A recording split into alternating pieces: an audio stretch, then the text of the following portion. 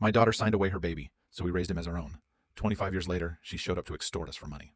When my daughter Mildred was 18, she got me a gift. It was a pregnancy stick with 2 pink lines.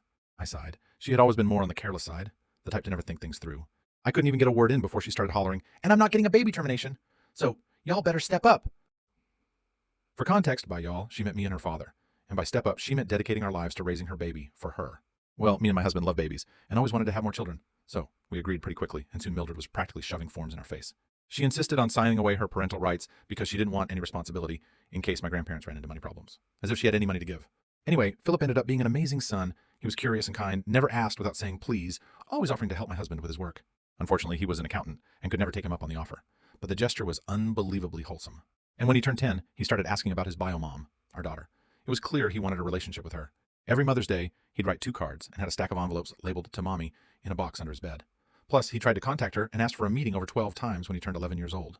Me and my husband always tried to distract him from this, to reassure him that we loved him as our own.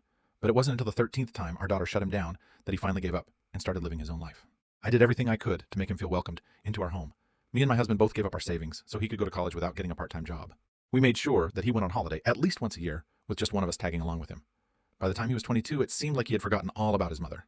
She was still talking to us, but never asked about me or tried to have a mother-son relationship.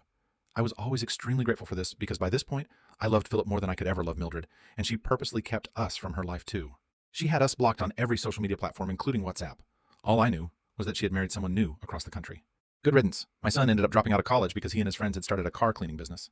His marketing was so good, the business soared, and he always gave me and my husband 15% of all his earnings to thank us for being so amazing. There was just one thing I hated about him. He was dead set on paying us back so we could experience what we missed while raising him. It ticked me off a lot because I never wanted him to feel like that. And we enjoyed raising him more than we would have enjoyed doing anything else. A year later, he met the love of his life, Amber, and she was a sweetheart. Little did I know, his life wasn't going to be all sunshine and rainbows because as we all sat around the table for Thanksgiving dinner, he got a call. I figured it was a new client, and my face was practically beaming with pride. He even put it on speakerphone, but as soon as he picked up, my heart dropped. It was Mildred. She asked how he was doing, and he kept all the answers short, but firm. It was at that moment that I realized he had truly stopped loving her. She asked to meet at a restaurant, and he said he'd think about it before hanging up. "Honey, me and your father can go with you?" I offered because his eyebrows were furrowed like he was actually considering it. "That would be amazing," he exclaimed, his cheeriness lighting up the entire room. I myself knew she was up to no good. She hadn't tried to establish a relationship in 25 years, and I knew what she was like. When we sat down at the fanciest restaurant in town, she didn't even hug my son or ask how he was doing. "So, what's the meal budget for tonight?" was the first thing she blurted. My son just shrugged his shoulders before saying whatever, and she ordered the lobster ravioli with a bottle of white wine.